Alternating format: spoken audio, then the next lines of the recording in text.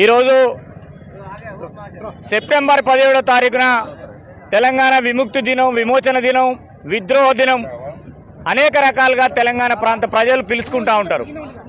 మరి దీన్ని దృష్టిలో పెట్టుకొని తెలంగాణ విమోచన దినంగా ఇలా మరి కాంగ్రెస్ ప్రభుత్వం కొనసాగిస్తుంది. దీన్ని ప్రజాపాలన పండుగగా దీన్ని పేర్కొనడం అనేది దురదృష్టకరం. ఎందుకంటే వచ్చి 9 నెలల కాలంలో వారు ఇచ్చినటువంటి 6 గ్యారంటీలు ఏ ఒక్క గ్యారంటీ కూడా 100% పూర్తి చేసినటువంటి సందర్భం లేదు.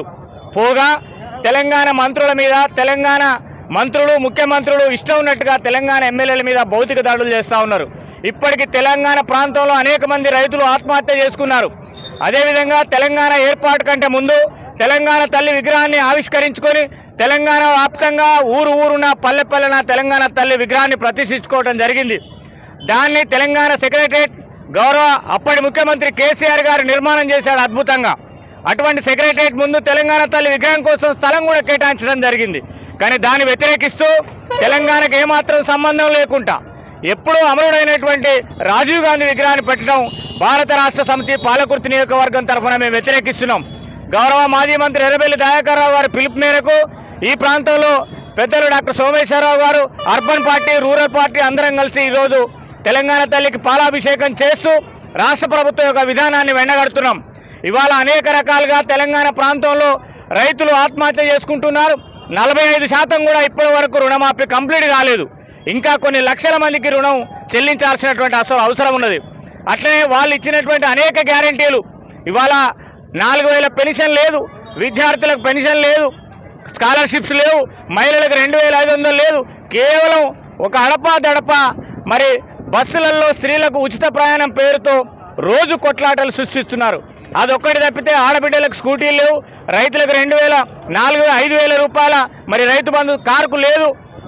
అట్లనే మరి పరిశ్రమల్లో విద్యుత్ కట్ చేస్తూ ఉన్నారు. వ్యవసాయ రంగానికి 24 గంటల కరెంటు తగ్గిస్తున్నారు. అనేక రకాలుగా ఇబ్బందులు పెడుతున్నారు. ఇవాళ కేసీఆర్ కిట్టు, న్యూట్రిషన్ కిట్టు సరైనటువంటి టైంలో ఇవాళ గర్భిణీ స్త్రీలు కూడా ఆగమ్య గోచరంగా ఉన్నారు. మరి ఇట్లాంటి దౌర్భాగ్యమైనటువంటి పరిస్థితులలో తెలంగాణ ప్రజలందరూ అప్రమత్తం కావాలి. కాంగ్రెస్ పార్టీ, రేవంత్ రెడ్డి ఏమైనా ఇష్టం వచ్చినట్టు నోటికో బూతులు మాట్లాడుతున్నారు తప్పితే ఎక్కడ కూడా అభివృద్ధి కార్యక్రమాలు లేవు. ఇప్పటికీ 9 నెలలు అవుతుంది. ఈ ప్రాంతంలో ఉన్నటువంటి పాలకుర్తి ఎమ్మెల్యే గారు మరి ఒక గ్రామంలో 30 కిలోమీటర్ల సొంత డబ్బులతో ఎస్ఆర్ఎస్పి కెనాల్ శ్రీరామ్ గోదావరి జలాలను తీసుకురావడం కోసం మరి కాలువ దవ్విందని చెప్తా ఉంది. అది ఎక్కడ కూడా కాలువ తోలినటువంటి సంబంధం లేదు. మరి ఇప్పటికి వారు కనీసం 9 నెలల్లో పాలకుర్తి నియోజకవర్గంలో ఎమ్మెల్యే యశస్విని గారు ఏం పనిచేసిందో శ్వేతపత్రం విడుదల చేయాలి.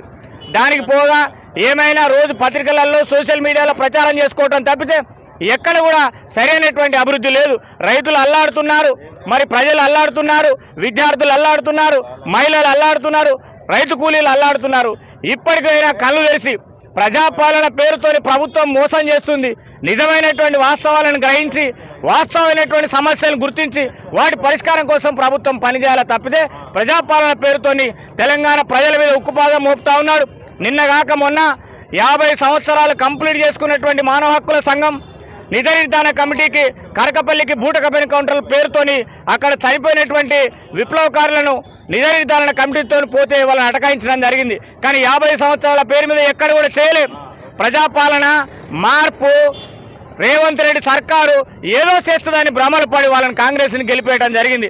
ఇప్పటికైనా మేధావులు, కళాకారులు, విద్యార్థులు, యువకులు, జర్నలిస్టు మిత్రులు అందరూ కళ్ళు తెలిసి ప్రభుత్వాన్ని ఎండగట్టాలి, ఎక్కడికక్కడ నిలవేయాల్సిందిగా కోరుతూ ఈరోజు మరి తెలంగాణ సెక్రటరియట్ ముందు తెలంగాణ తల్లిని విగ్రహం స్థాపించాల్సినటువంటి ప్లేస్లో రాజీవ్ గాంధీ విగ్రహాన్ని పెట్టడం మేము వ్యతిరేకిస్తున్నాం. దీన్ని అందరూ తెలంగాణ ప్రజలందరూ ముక్తఖండంతో ప్రభుత్వాన్ని నిలదీయాల్సిందిగా కోరుతున్నాం. జై తెలంగాణ, జోహార్ అమరవీరులకు, వర్ధిల్లాలి భారత రాష్ట్ర సమితి. జై తెలంగాణ, జై దయాన్న, జై కేసీఆర్.